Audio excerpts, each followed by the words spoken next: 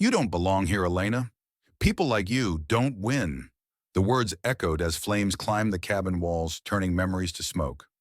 That night wasn't just about losing a home, it was when a single mother stood against the man who owned the town.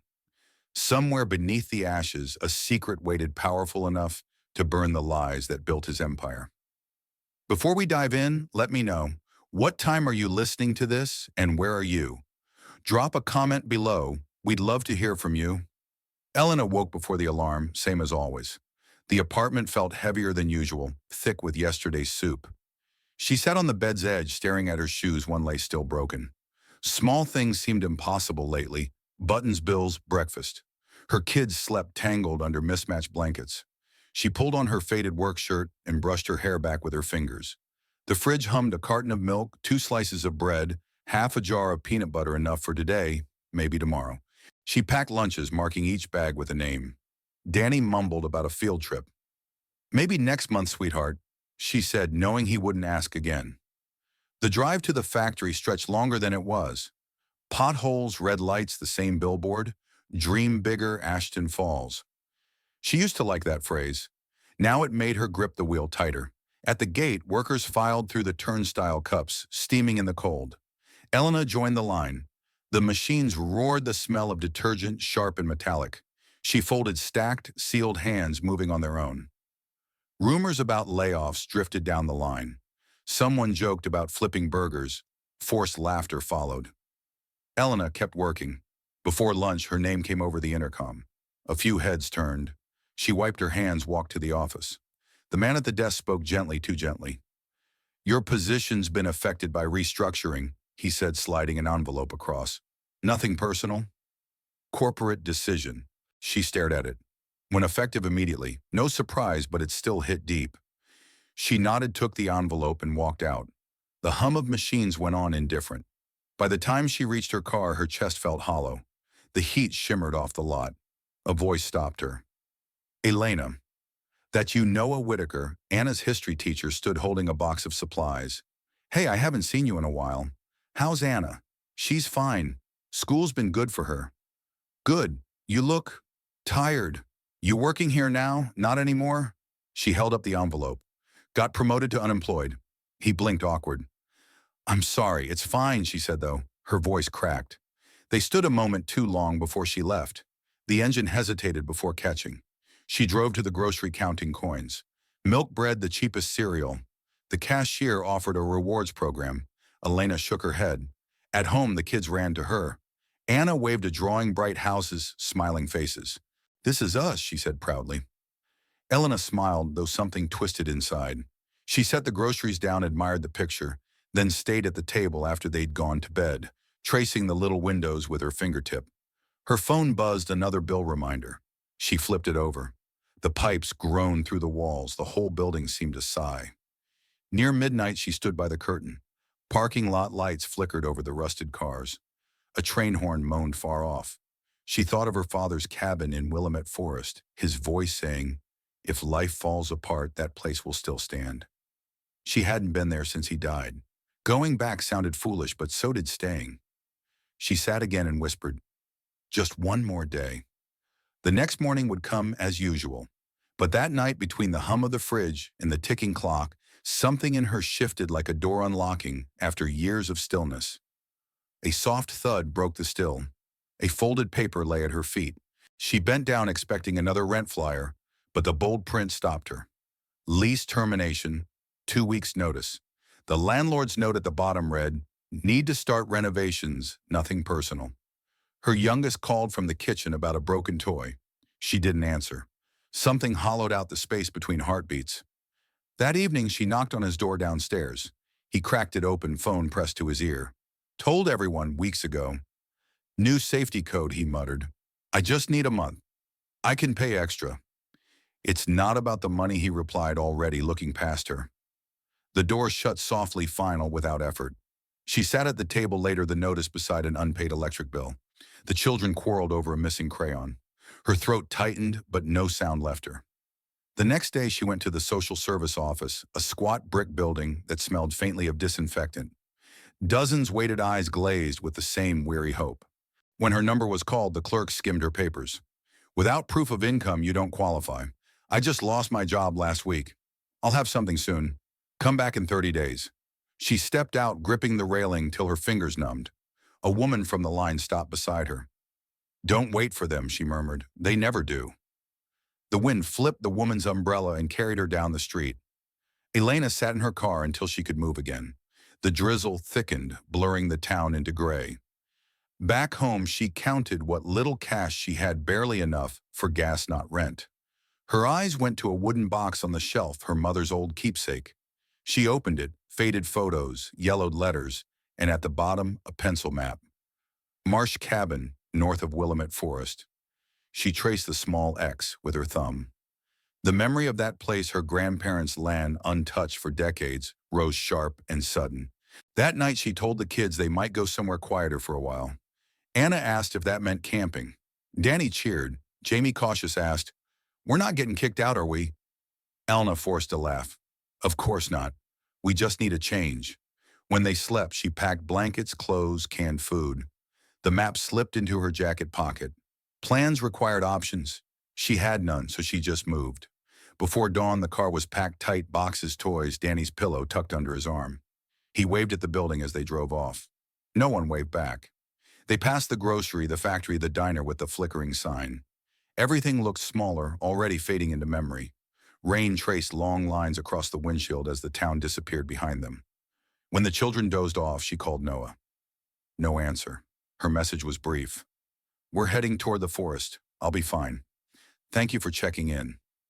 The road narrowed to gravel. Trees rose dense and tall, their branches meeting overhead.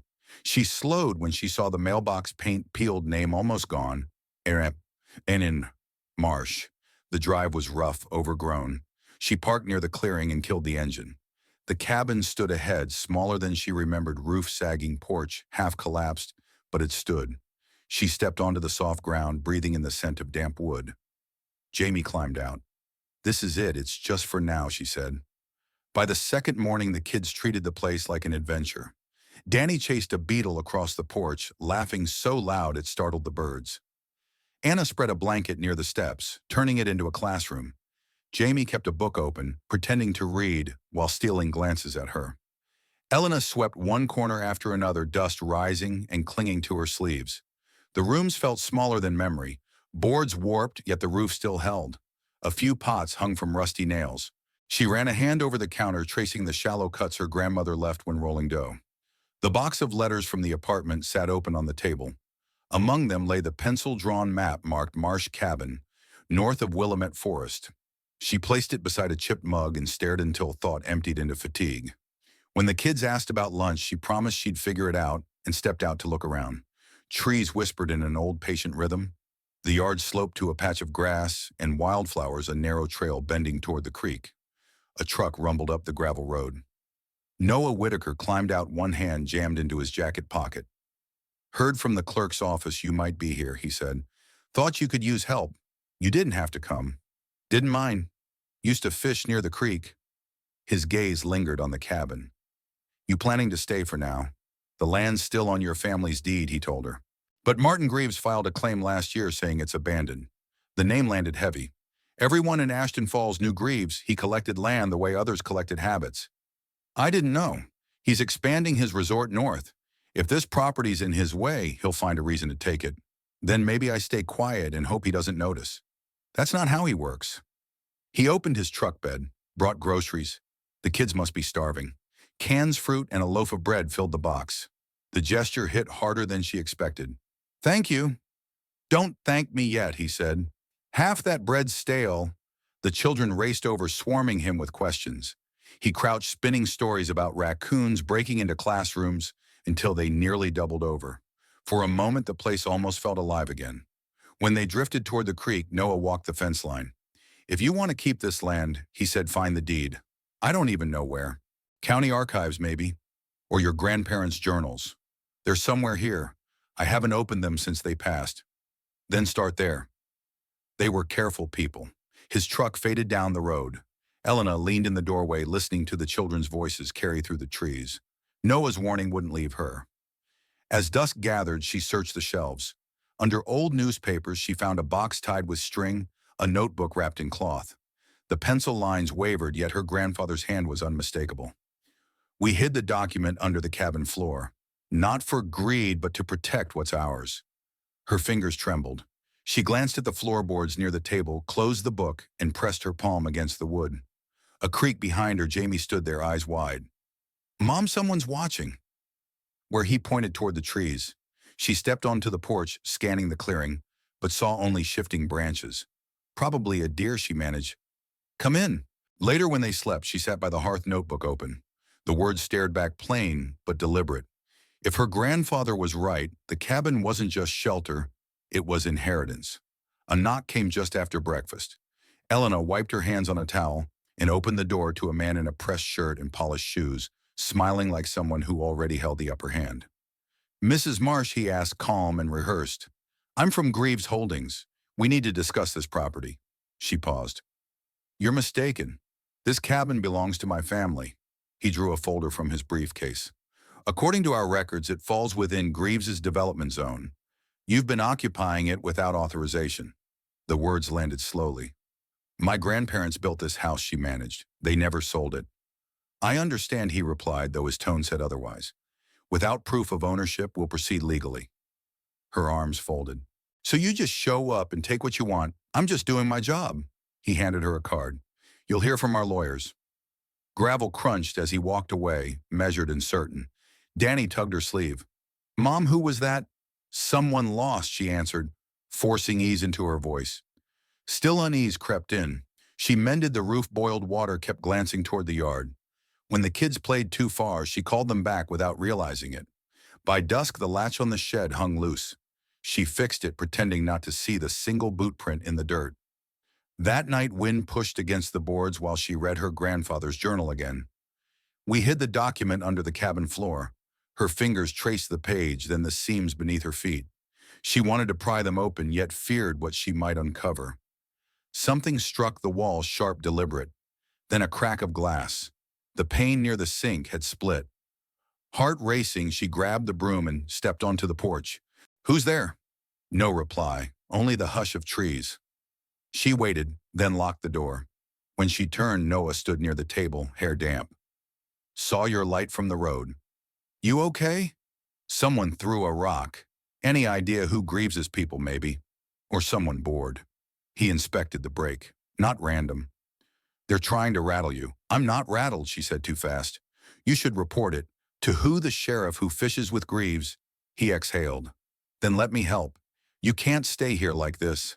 I have 3 kids. I'm not alone." He said nothing more, just found a hammer, patched the glass with scrap wood. After he left, she reopened the journal. A faint note caught her eye. "The proof is beneath the kitchen." She moved the chair pressed along the boards until one shifted. Using a knife, she lifted the edge, dust rising like breath. Her fingers brushed something metallic. Headlights swept across the wall. She froze. An engine idled, then faded down the road. She waited, then let the plank fall back. Danny whimpered in sleep. She soothed him, then returned to the table. The board remained slightly lifted, a dark mouth, waiting. She sat beside it, notebook in hand, too tired to think. The tea had gone cold, metallic on her tongue. A branch cracked somewhere in the woods. She told herself it was nothing yet. Her eyes stayed on the dark glass until silence settled again. Then she slid the knife under the board and lifted. A small, rusted box appeared, corners flaking. She set it on the table, wiped her palms, studied it. The lock was already broken. Inside lay a folded letter and an envelope sealed with wax initials, MM, pressed deep into red. She didn't open it yet. Listened for any sound beyond the walls, then whispered, "Tomorrow." By dawn, the letter still waited on the table. The children stirred early, restless from the chill. Elena stirred oatmeal, pretending not to notice the box beside her, though her eyes kept drifting to it. When the bowls were empty, she unfolded the brittle page. The handwriting wasn't her grandfather's, older, steadier. "To the one who finds this cabin was built not to hold wealth, but proof. If greed reaches this far, remember the law protects only those who speak first." She read it twice, folded it again, and slipped it into her jacket. The word proof stayed with her as she sent the kids to play. At the county office, the room smelled of bleach and paper. A clerk took her name, asked her to wait. When called, the woman scanned a file, brow creasing. Records show this land transferred to Greaves Holdings 5 years ago. That's impossible, Elena said. My family never sold it. I can only tell you what's in the file, the clerk replied. If you think it's an error, file a petition. How long? Months, maybe longer. In the courthouse square, she tried to think until a familiar voice stopped her. Elena. Martin Greaves approached, hand already half extended. His suit looked too polished for a town like Ashton Falls. I heard you've been asking questions, he said, smiling as if it were gossip. I'm asking why your company's name is on my family's land. He gave a short laugh. Everything was done legally. We bought it fair and square. From who? He tilted his head. Paperwork's clean. Property left unattended for decades tends to attract attention. It's not unattended, it's my home. He sighed, the kind meant to sound kind. There's a resort project. You're technically trespassing. But I can be generous. Her throat tightened. Generous, a small payment to move along. Think of your children. It's easier this way. Her voice cut through his calm. You're threatening me. I'm advising you, he said, already turning away. His words followed her all the way back.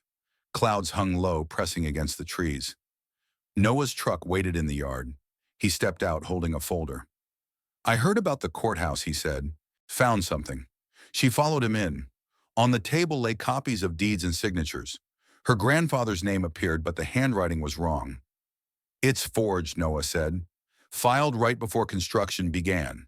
If we prove it, the land's yours again. Before she could answer, Jamie burst through the door. Mom, smoke. They ran to the yard. Fire crawled through the dry leaves behind the shed. Elena grabbed a bucket. Noah yanked out a hose, fighting the blaze until steam hissed across the boards. The wall was scorched, but still standing. Someone set that, Noah said, scanning the trees. Her pulse raced. He's done playing fair. You have to report this. To who? The sheriff plays cards with him every week. Then we go higher, Noah said. State police, maybe the press. I can't wait for forms and calls. He's already taken too much. They fell silent. The kids watched from the porch. Ash drifted through the yard like slow snow. I'll stay tonight, Noah said. In the truck. She nodded. Together they cleared the debris, checked the walls, moved what they could. When darkness came, she sat with the children until they slept. Noah kept watch by the door, flashlight in hand. Back in the kitchen, the burned scent clung to her clothes. The letter lay open again. She smoothed the paper and read the line once more. The law protects only those who speak first. Maybe her grandparents had known what was coming. By dawn, smoke still hung in the blankets. Elena hung them to dry while Noah argued with someone from the county office, phone pressed to his ear. They're not doing a thing, he told her, calling it a civil dispute. She kept scrubbing soot from the floor, each mark fading only to reveal another. He lowered his voice. I know a lawyer in Eugene. Handles property fraud. Might take your case. I can't pay one. He works pro bono sometimes. Let me ask. She wanted to believe him, but the thought of papers, hearings, and fees twisted her stomach. Still, the fire had shifted. Something waiting no longer felt safe. That afternoon, she drove to Ashton Falls, the letter folded in her coat. The courthouse smelled faintly of bleach and paper. The same clerk greeted her without warmth. I need to file a complaint, Elena said. Someone forged the deed to my property. Do you have a lawyer? No. Then you'll need one. These forms aren't simple. Elena pressed the envelope forward. My grandfather wrote about a legal deed hidden to prevent theft. Greaves forged documents. I just need proof of that. The clerk sighed, stamped a form, and handed it over. Fill this out, sign it, and wait for a hearing date. Could take months. I'll wait, she said. Noah leaned on his truck. That was quick. They said months. Figures. He rubbed his neck. I spoke to that lawyer. He'll review what you have, no promises, but it's something. They stopped at a small diner for coffee, sitting without much to say. What if they evict you before the hearing, he asked. Then I'll fight from somewhere else. You sound like your grandfather. She watched the street. He used to say that about not running. When they reached the cabin, an envelope waited in the mailbox. County Court of Ashton Falls. Eviction effective in 30 days. Elena sat on the porch steps. Noah read it, jaw tight. They didn't waste time. No, they want us gone before the case starts. He crouched beside her. If the lawyer proves forgery, it won't stand. And if not, then we appeal. You sound like someone who still believes the system. I don't, he said, but I believe you're right. The children ran through the yard chasing each other with sticks. Watching them, something hardened in her chest, resolved not anger. That evening, she returned to file her signed complaint. The clerk stamped it, dropped it onto a stack. The dull thud made her jaw clench. Near the entrance, a notice board caught her eye. Between lost pet flyers hung a small sheet, Ashton Legal Aid Free Consultations Wednesdays. She tore it down, folded it into her pocket, and drove home. Night had already settled over the trees. Noah's truck was gone, but a note waited on the door. Found something. Meet me tomorrow. Bring the letter. She set it by the kettle and checked on the kids. They slept tangled together under one blanket. She brushed hair from Jamie's forehead, listened to his soft murmur, then went back to the kitchen. A pile of papers covered the table: complaint forms, court notices, her grandfather's journal. A red thread marked one corner she didn't remember tying. She pulled it free and found a line written darker than the rest. If you must defend this land, seek the old records kept under the church ledger. The church. She hadn't been there since childhood. The one by the river roof caved in, weeds through the steps. She could picture the cracked bell tower even now. The thought of returning made her chest tighten, but she folded the journal and placed it in her bag. When the kettle whistled, she turned off the flame and poured the water into a cup she didn't drink from. A faint light flickered between the trees, maybe a passing car, maybe not. She waited until it vanished, drew the curtain and gripped the sink edge. Her grandmother's old prayer came back unbidden. Steady hands, clear mind, don't turn away. Noah's truck pulled up. Elena slipped on her jacket before the children stirred. He leaned against the hood folder, tucked beneath his arm. I drove by the church, he said. You were right. The old records are still there. Boxes stacked near the altar untouched. If the deed exists, it's in one of those boxes. Then we'd better find it before Greaves knows we're looking. They drove down the dirt road toward the river, the scent of pine thick around them. The church looked smaller than she remembered, roof sagging, sign half fallen. Dust rose as they stepped through the doorway. Pews lay, overturned hymnals scattered across the floor. Elena moved straight to the altar where a small table sat under a frayed cloth. Noah tore open a box. Property ledgers, baptisms, marriages, nothing current.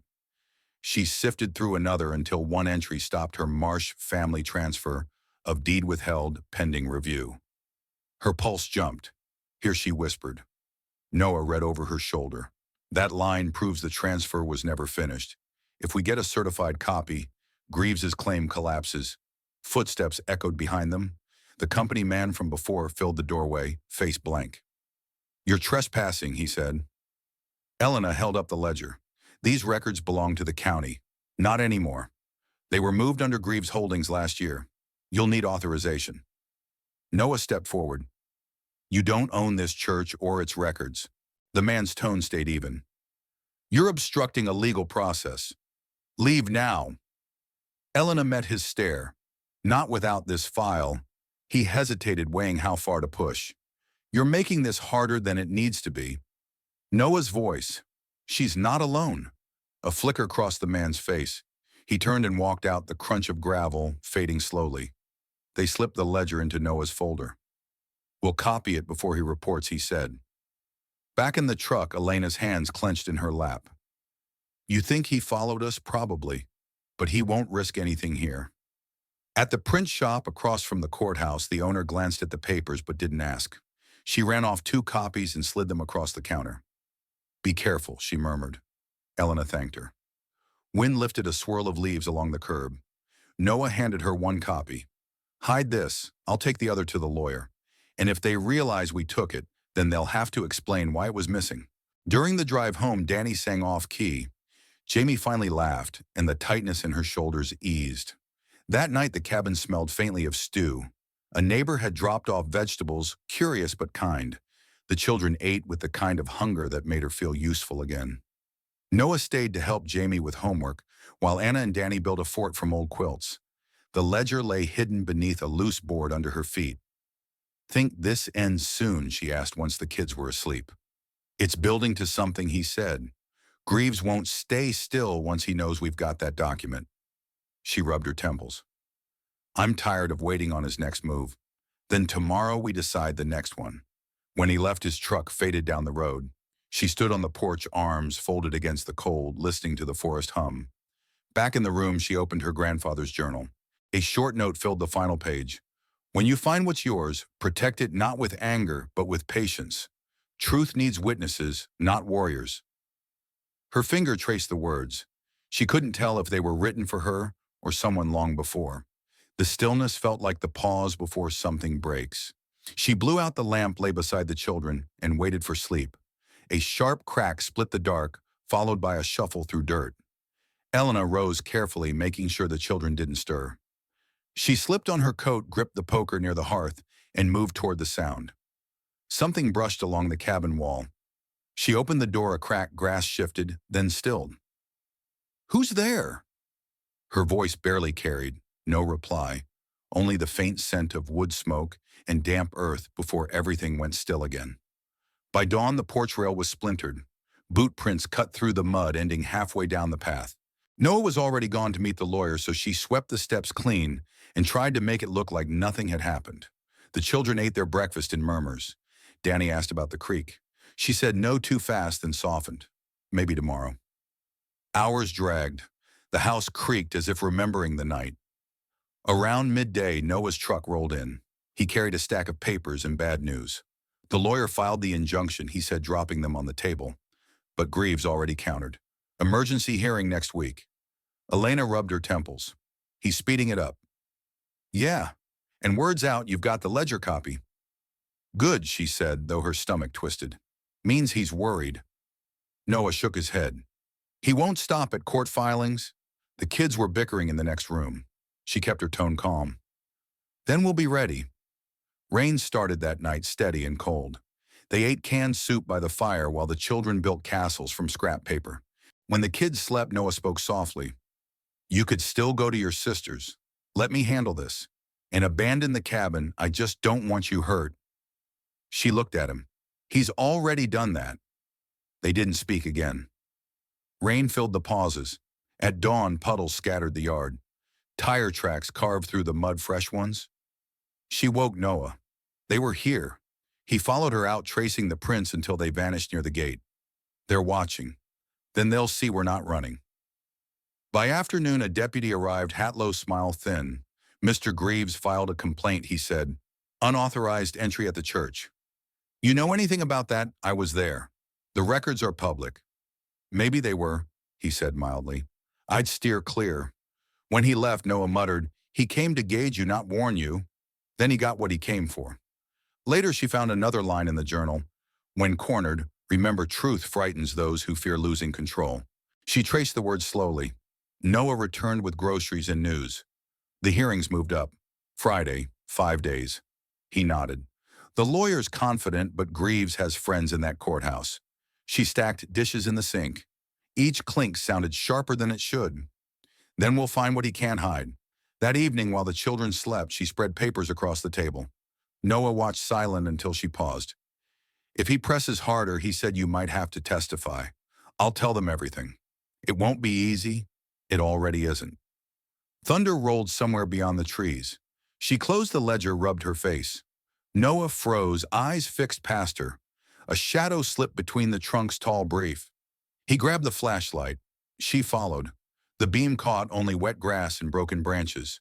Whoever it was had vanished. They went back in. She locked the door. Noah sat down again, jaw tight. He's trying to wear you out. She poured 2 cups of coffee, slid one toward him. Then he doesn't know me well. A soft murmur came from the children's room. Elena turned her head, then back to the papers. Her fingers brushed the eviction notice edges worn from too many touches. The fire burned low. She kept marking every line in the ledger, bearing the Marsh name, tedious, numbing work that kept her from thinking about what moved beyond the walls. Near 3, she finally dropped her head onto her arms. Noah's voice reached her through half-sleep. He'll slip up soon, Elena. We just have to be ready. Fog swallowed the hills when dawn came. She hadn't slept. Her hands trembled as she buttoned her shirt, the hearing 3 days away. Noah arrived, eyes rimmed red. I went by the lawyer's office. He's still in Eugene, driving in Thursday night. She nodded. One day to get everything straight. Noah set another envelope on the table.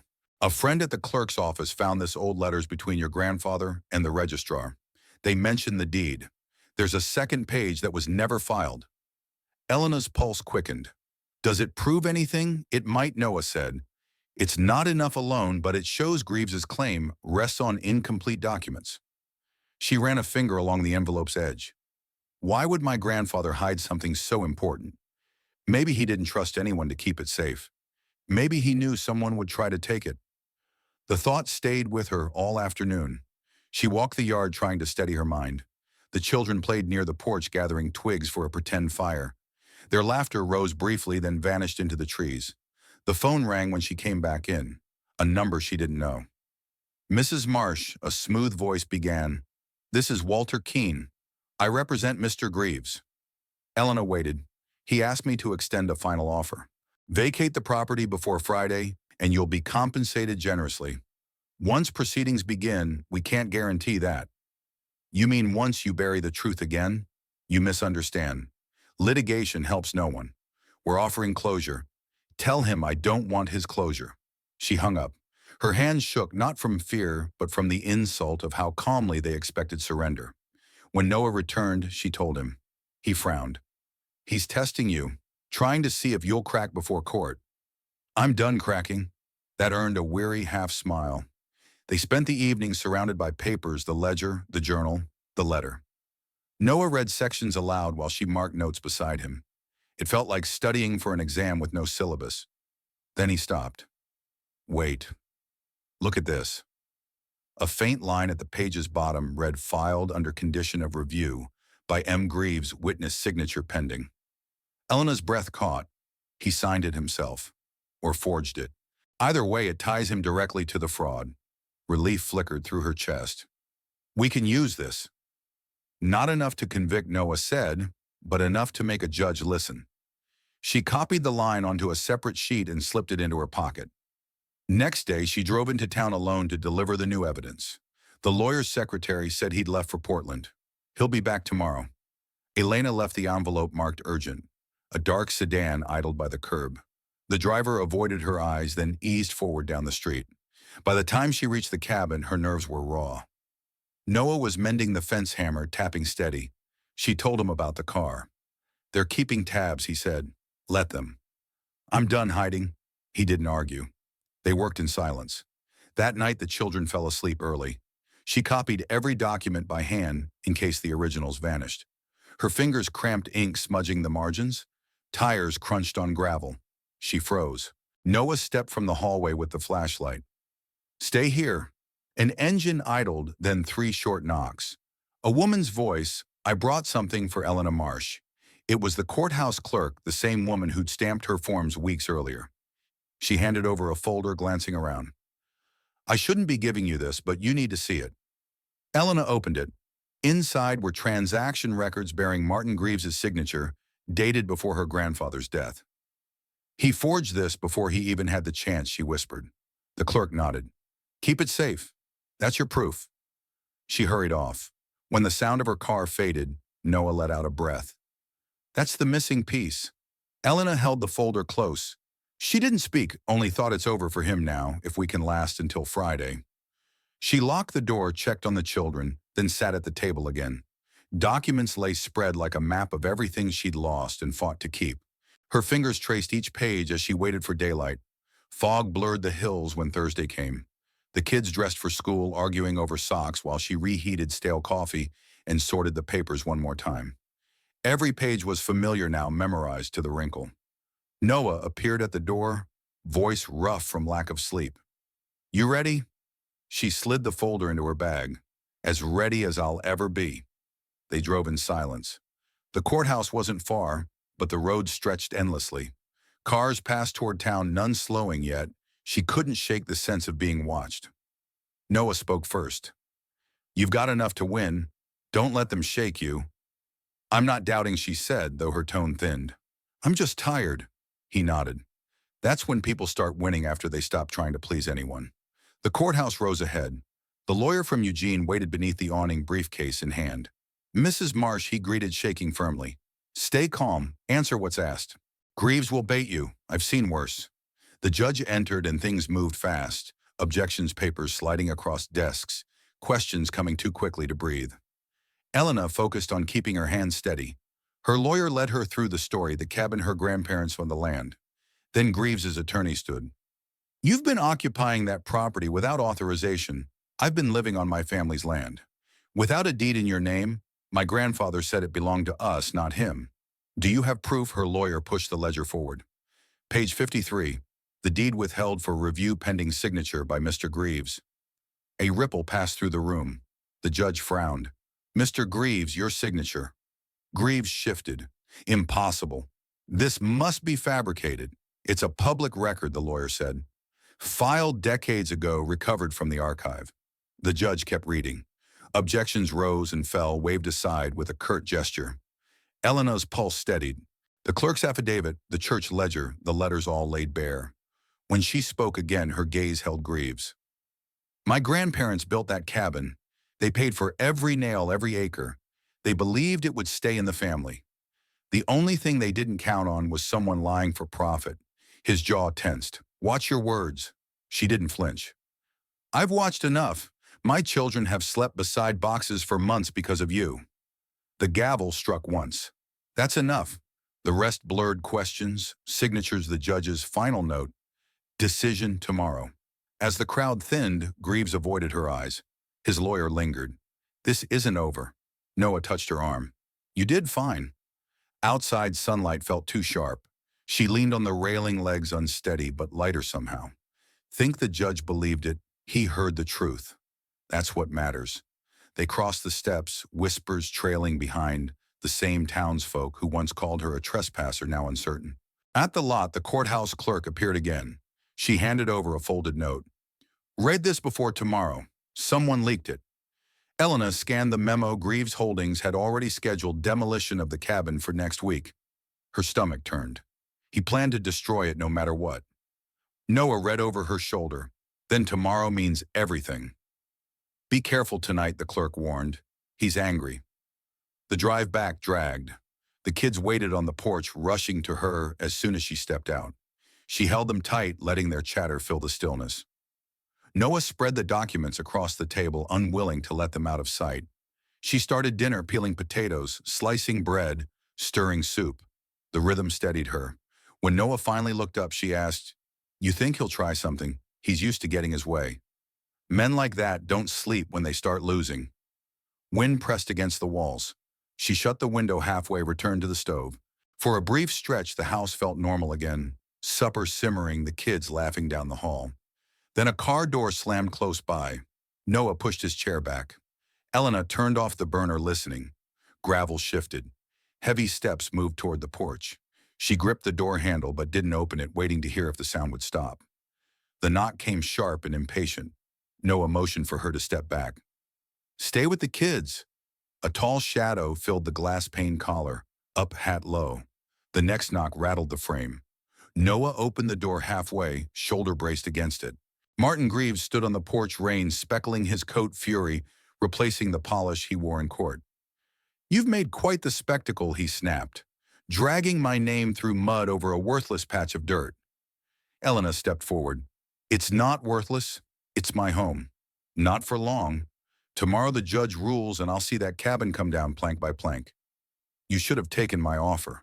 Noah's jaw tightened. You're trespassing. Greaves didn't look at him. I'm reminding her of reality. You've built this fantasy around a dead man's scribbles. The law doesn't care about feelings. Elena met his stare. Then you've never seen what happens when truth catches up. His smirk faltered. You think you can threaten me? I don't have to, she said. You already did. He stepped closer, but Noah blocked him. Leave. Greaves laughed dry and low. You think this ends in court? You don't know who you're dealing with. Elena's voice rose. What kind of man ruins families for land he doesn't need? He leaned close enough that she caught the sourness of his breath. Enjoy your night, Mrs. Marsh. It'll be your last one here. Then he turned and vanished into the rain. Noah bolted the door. Elena's hands trembled, not from fear, but from pressure that had nowhere left to go. He's bluffing, Noah said. He's not. He's desperate. They spoke little after that. He moved the truck closer to the porch. She checked the locks, kissed the children goodnight. Hours passed before she sat again. The ledger journal letters lay open as if their presence alone could protect her. Words refused to settle. Thunder rolled rain steady on the roof. She imagined her grandfather writing those pages, never guessing they'd one day draw blood. The clock inched past midnight. A car door slammed. Footsteps splashed through mud. Two flashlights swept near the shed. Noah appeared, pulling on his coat. "Stay here." Elena caught his arm. No, but he was already. Through the glass beams cut across the yard. Shouting followed a warning, then a crash. She ran into the storm. Two men stood by the shed, one with a crowbar, the other with a light. Noah was on the ground. "Get back," he yelled. The man with the flashlight turned on her. "You don't belong here." Elena grabbed a rusted shovel, leaning against the steps. "Leave us alone." The taller one laughed. "Lady, you're making a mistake. Then make me regret it." Noah rose, blood on his face, swung a broken board, and knocked the crowbar loose. One man cursed and bolted for the car. The other followed. Tires spun, then faded down the road. Elena dropped the shovel, ran to him. "You're hurt." "I'm fine," he said through clenched teeth. They had gas were going to burn it. She felt the words like a blow. "The cabin. Not anymore. We'll make it to the hearing. Keep the papers safe." She pressed a towel to his cut. He tried to grin, failed. Rain hammered harder, washing away the footprints. Gasoline still lingered. She sat opposite him, watching the towel darken. "He's crossed a line." "He's scared," Noah said. "Means you're winning." "It doesn't feel like winning." "It never does till it's done." The kettle began to whistle. She poured tea neither of them touched. They listened to the rain until the house went still again. The children stirred but didn't wake. Elena glanced down the hall. "You should rest." "I'll stay here tonight." She nodded. The clock crept toward 3. Papers lay open on the table edges, curling from damp. She pressed them flat as if afraid they'd disappear. At the porch steps, something caught the light, a silver lighter half buried in mud. She picked it up. The initials MG were etched along the side. Her breath caught. She slipped it into her pocket, went back in, and paused by the door, unsure whether to wake Noah. He was already asleep in the chair, head resting on folded arms. The room smelled faintly of smoke. She set the lighter beside the ledger and whispered, "Tomorrow." Then she turned off the lamp and waited for the storm to fade. Rain eased by dawn, the ground slick with puddles. Noah slept in the chair. She draped a blanket over him while the children whispered in the hall, sensing something they couldn't name. She set the kettle to boil stirred oatmeal. When Noah woke pale but alert, he rubbed his forehead. "You didn't sleep." "Couldn't. I kept hearing things. Maybe my mind's making them up." He took the cup she handed him. "They won't come back. Not after last night. I found this." She placed the lighter on the table. By the steps. His initials. Noah turned it in his hand. "Proof he was here. Tell the lawyer. If I do, he'll call the police. And if the sheriff's still on Greaves's side, they'll bury it," he finished. Rain started again, faint against the walls. She couldn't tell if it calmed her or made the stillness worse. The children ate quickly. She sent them to pack. Jamie lingered. "Mom," he whispered, "are we in trouble? No love. We're standing up for what's ours." He hesitated. "Grandpa would be proud, right?" Her throat tightened. "I hope so." By the time they reached town, her hands were steady. The lawyer waited on the courthouse steps, coat dripping. "You look exhausted," he said, glancing at Noah's bandaged temple. "More of the same," Noah muttered. The judge's clerk hinted. "Greaves is pushing for a delay," the lawyer said. "He can't," Elena replied. "He'll try. If we show what happened and this lighter, you'll have leverage." She handed it over. "Don't let them take it." The courthouse was nearly empty. A man passing by murmured, "You're Mrs. Marsh, right brave thing you're doing." She nodded, kept walking. The word brave rang hollow against the tremor in her hands. The lawyer went to file the evidence. Noah leaned on the wall. "Eat something," he said. "I will after it's done." He studied her. "It might never be done, even if we win." "I know. Maybe it'll just mean something different." When the lawyer returned, his expression was flat. The judge agreed to meet early. "Stay close." They waited in the lobby. Time stretched the clock, refusing to move. She kept her breathing, even remembering her father's words, steady hands, clear mind. At last the bailiff called her name. The judge looked weary but kind. "I've reviewed the documents," he said, "and received the sheriff's report on last night's incident." Elena nodded. "This lighter bears Mr. Greaves's initials. You recognize it?" "Yes, Your Honor." "Then it's entered as evidence of intimidation. No one should lose a home to threats." Something in his tone softened her chest. It sounded less like law and more like fairness. Noah touched her shoulder as they stepped out. That sounded like a turning point. It sounded like breathing again. Rain had thinned to mist. She paused beneath the awning, watching drops fall from the roof's edge. The lawyer joined them. "He'll issue the ruling tomorrow." "I think you'll like it." "Tomorrow," she echoed, careful with hope. At the school gate, the children waved. Danny chattered about his project. Anna held up a drawing of the cabin, bright whole. Back home, the ground smelled clean. She sat in the car for a moment, listening to their voices fill the space. Noah carried groceries up the steps. The porch boards creaked, not as warning, but as welcome. She unlocked the door. The kids ran ahead. Jamie turned back. "Mom, can we make soup tonight?" "Sure," she said. "We'll do it together." The room felt warmer, though the fire wasn't lit. Noah unpacked the bags while she set things in their places. Papers still covered the table. She glanced toward the window. The clouds were thinning streaks of pale sky showing through. When Noah asked if she wanted to rest, she shook her head. Not yet. She filled a pot, the running water steadying her hands. Behind her, the kids laughed louder this time. The sound moved through the cabin, uneven but alive. She stirred the pot, letting the rhythm carry her through the waiting. Fog hung low by dawn. Elena rose before the alarm, unsure she'd slept. The cabin creaked softly. She made coffee, careful not to wake the children. Noah stepped in from the porch, damp with mist. "Road's clear," he said. "You ready?" "I've been ready since last night."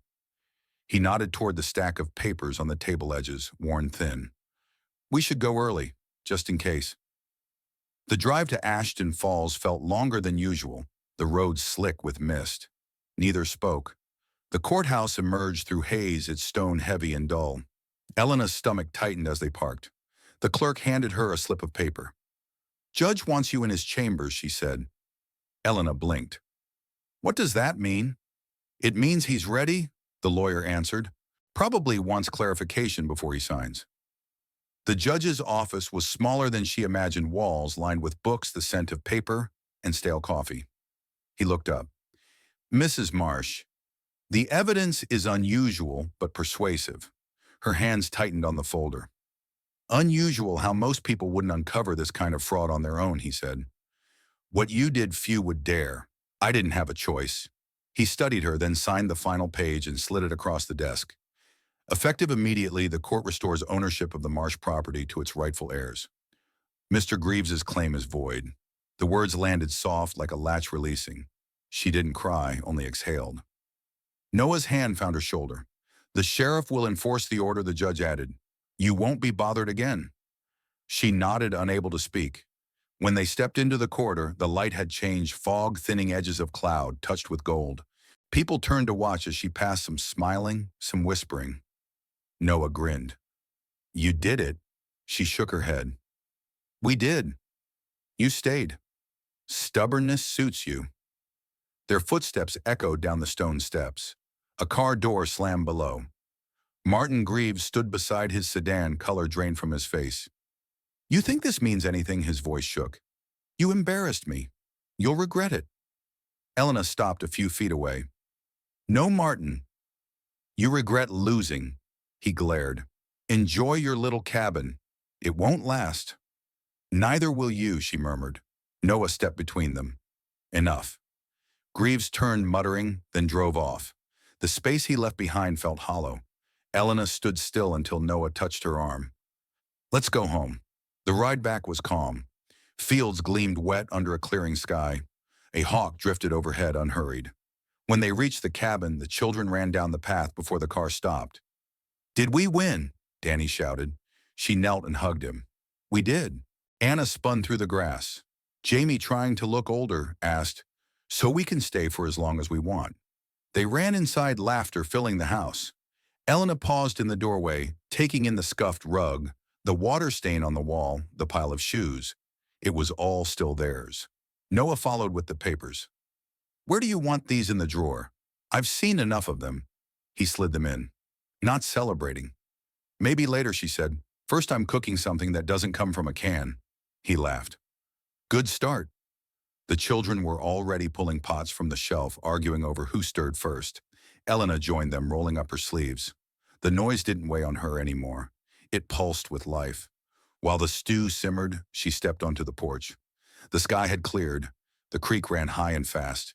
She crouched, found the lighter half buried in mud, dull and cold. Without hesitation, she tossed it into the water. It vanished with a small splash, ripples fading into the current. Noah watched from the doorway, getting rid of the evidence, just something that doesn't belong here anymore. He nodded. "You did good. We survived," she said. Laughter spilled from the open door, spoons clanging against pots. She went back in. The stew's scent deepened. Noah poured 2 glasses of water, handed her one. "Tomorrow," she said under her breath. "Tomorrow, what I'll start fixing the roof." He chuckled. "Win a war, think about shingles. It keeps the rain out," she said. "I've had enough of leaks." He laughed again. She stirred the pot steam, rising the glass, fogging above the sink. The warmth spread steady through the room, and for once her chest held only the weight of her breath. Birds pecked at wet soil when she woke. The children were already arguing over cereal. She stayed in bed a moment longer, heavy but light, unsure if peace felt real yet. Noah appeared with 2 mugs. "Peace offering," he said. "Coffee's stronger today." She sat up, taking the cup from him. "You look like you didn't sleep either." "Couldn't. Kept waiting for someone to tell me we dreamed it." Elena smiled faintly. "It's real." He sat at the edge of the bed, rubbing his hands together. "You know most people would be celebrating. You're just sitting here like it's any other Thursday." "I don't know how to celebrate something I never should have lost," she said, setting the cup down. "I'm just letting my head catch up." The children burst in before Noah could answer. Danny climbed up, waving a small wooden figure he'd carved. "Look, Mom, it's you," she laughed. "I don't have a beard." "It's not finished yet," he said proudly. Jamie leaned against the doorframe, grin, too grown for his age. "You should have seen her face when the judge said our name. I thought Mom was going to cry." "I almost did," Elena said. "But then I remembered the lawyer still had my papers. No point crying before I got them back." Their laughter filled the room, warm and uneven, spilling over each other's words. Later, when the kids ran off to build forts from fallen branches, Elna stood watching them. Noah came to her side. "You ever think about leaving?" "Leaving here?" "Yeah, starting somewhere new." She took a breath. "I thought about it every day after we came back. But this place, it's who I am. My grandparents built it with their hands. If I leave, I just end up in someone else's story again." He nodded. "Then we fix it right." You think I'm walking away now?" She didn't answer, but something in her eased. By afternoon, the sky cleared enough for work. Noah climbed the ladder, bucket of nails in hand. They patched shingles together, passing tools without words. Every so often, one of the kids yelled up, eager to help, and was politely ignored.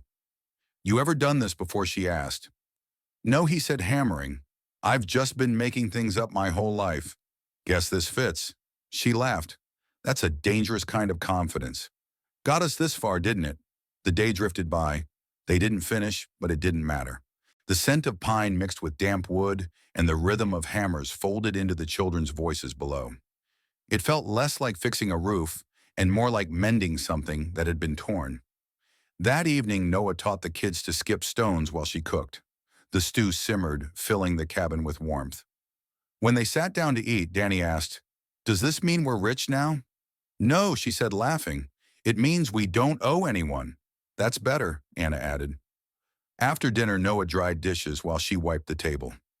"You know," he said, "when I met you in that grocery lot, I didn't think you'd last a week." "Thanks for the faith." "I was wrong."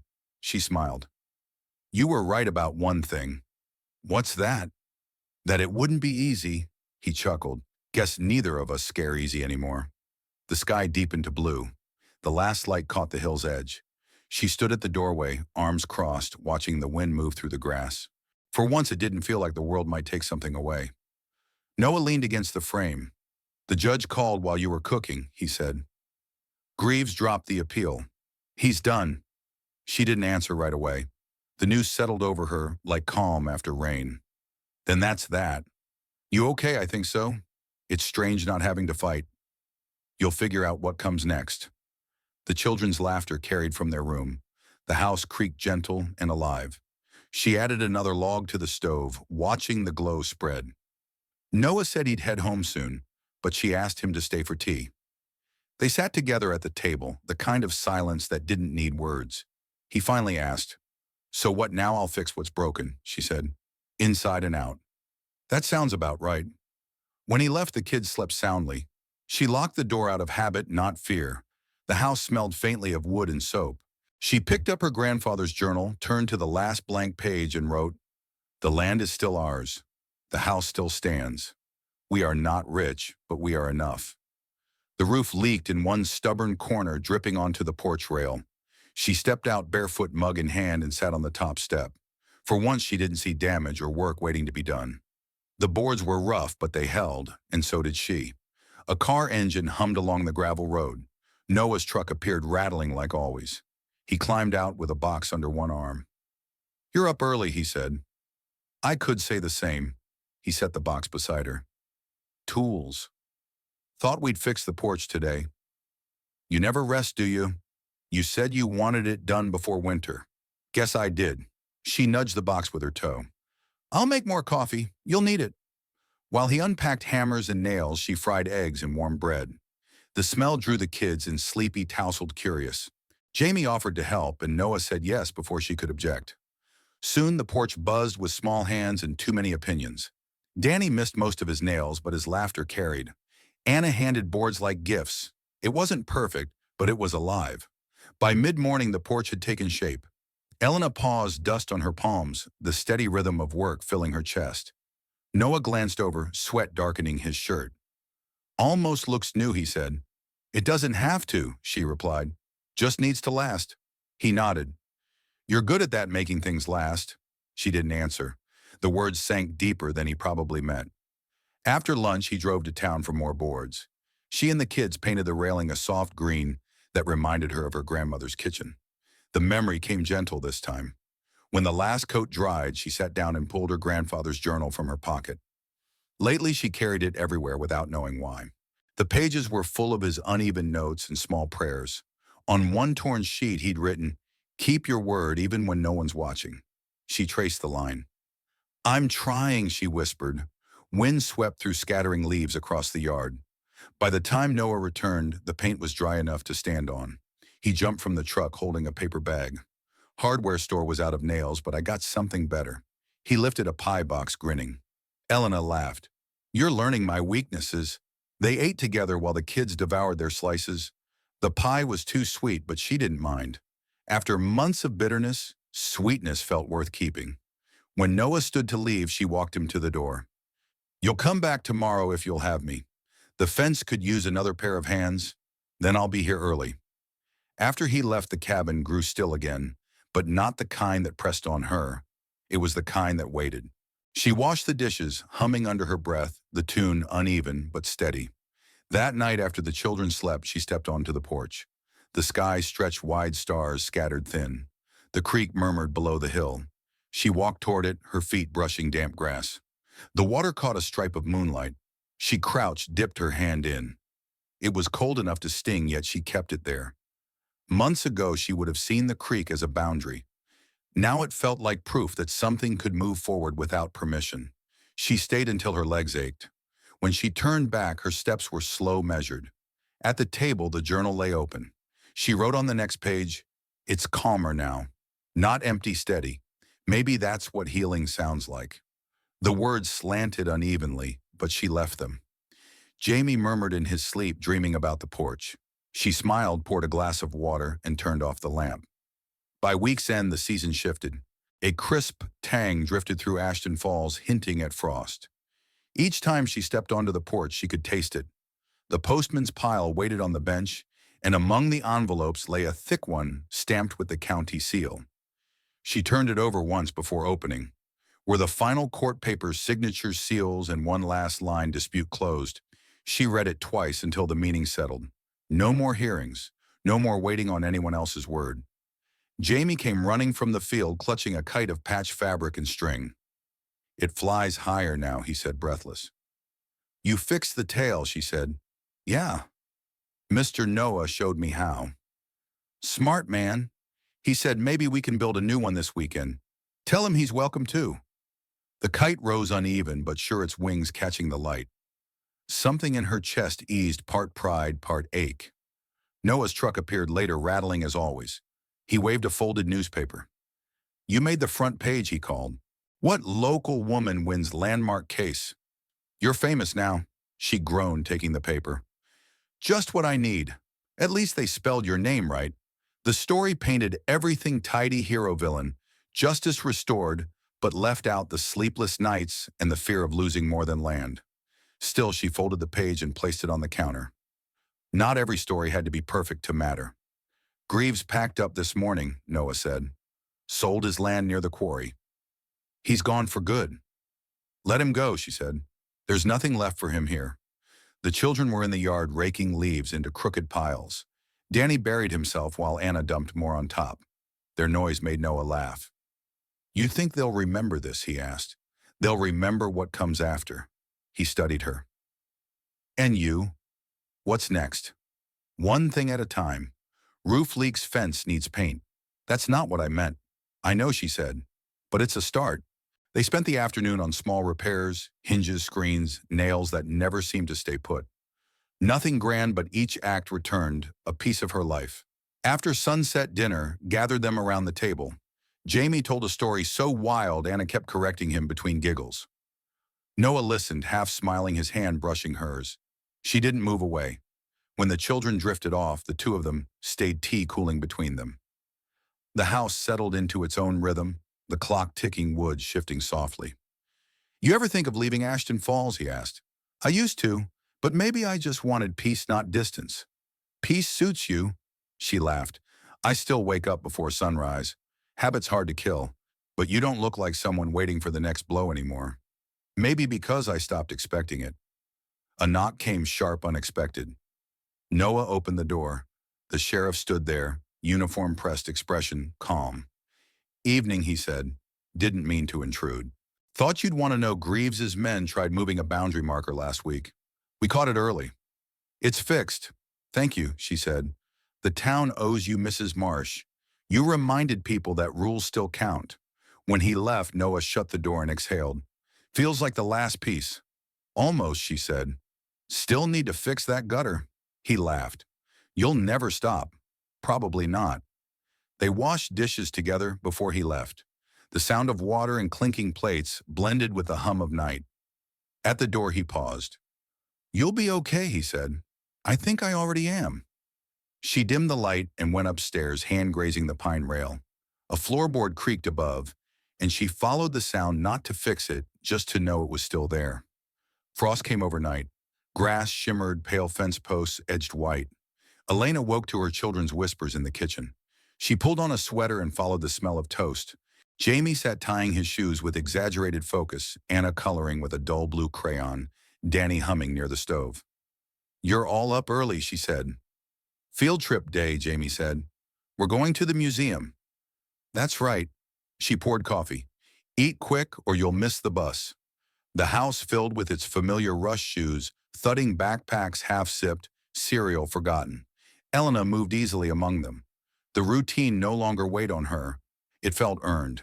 When the bus rumbled away, she stood on the porch watching until it disappeared down the road. The cold nipped her cheeks, but she didn't mind. It reminded her that life kept moving whether she worried or not. Noah arrived later with his tool belt slung over one shoulder. Still planning to fix the shed? Planning, yes. Whether it gets done, who knows? He followed her around back. The shed leaned like an old man with a bad hip. They worked side by side, prying out rotten boards, setting new ones. Hammering, measuring, talking between breaths. You ever think you'd stay this long, he asked. No. I thought I'd just patch things and go. And now leaving would feel like starting over for no reason? He nodded. Some places deserve another chance. By midday, the shed stood straighter. Her palms were rough with sawdust. She leaned against the doorway, breathing in the scent of cut wood. The creek murmured beyond the trees, steady as heartbeat. They ate lunch on the steps, sandwiches, apples, coffee from a dented thermos. Noah told her the town council planned to restore the old library. They're turning it into a community center. Asked if you'd help. Me, you're kind of a local hero now, she laughed. They're mistaking survival for heroism. Maybe those two things aren't so different. The words lingered. Later, when he drove off, she walked to her grandfather's apple tree. Most branches were bare, the last few leaves clinging stubbornly. Beneath it, the ground was soft with fallen fruit. She picked one up, wiped it clean, and bit into it. The taste was sharp and real. By the time the children came home, the sky burned low and orange. Anna waved a folded paper. We made thank you cards, mine's for you. Elena opened it. A crooked cabin under a bright sun. Home is where you don't have to be afraid, written in careful block letters. Her throat tightened. It's beautiful, she said. Jamie dropped his bag. We talked about community helpers. I told them you should be one. Oh, did you? You helped us. You helped everyone. That counts. She brushed a strand of hair from his forehead. Maybe it does. Dinner was simple stew and bread that vanished too fast. Anna read a story aloud while Danny drifted off against her shoulder. Jamie sat by the hearth, stirring the coals, lost in thought. When the story ended, Elena tucked them in. Anna asked to keep the light on. Jamie mumbled about kites again.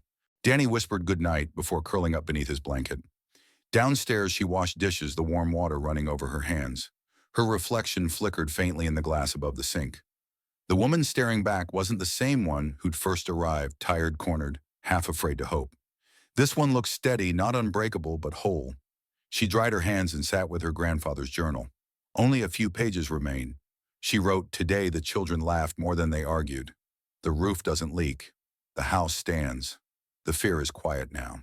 She paused, then added, "Maybe healing isn't one moment. Maybe it's every small thing we choose to mend instead of abandon." The words didn't need revising. She closed the book and exhaled. Frost silvered the yard. The creek whispered beyond the trees. Elena pulled her sweater close and stepped onto the porch. In the distance, town lights glimmered against the hills, a faint pulse in the dark. Somewhere, people were still mending roofs, sweeping porches, starting again. The thought warmed her. She sat on the step, running her hand along the peeling wood. It was cool and rough beneath her palm, but solid. A soft glow from the kitchen spilled across the floorboards, steady, familiar. After a while, she rose, turned off the lamp, and climbed the stairs. Her children slept soundly. The last sound before she lay down was the house settling calm and alive, as if it too had found its rest.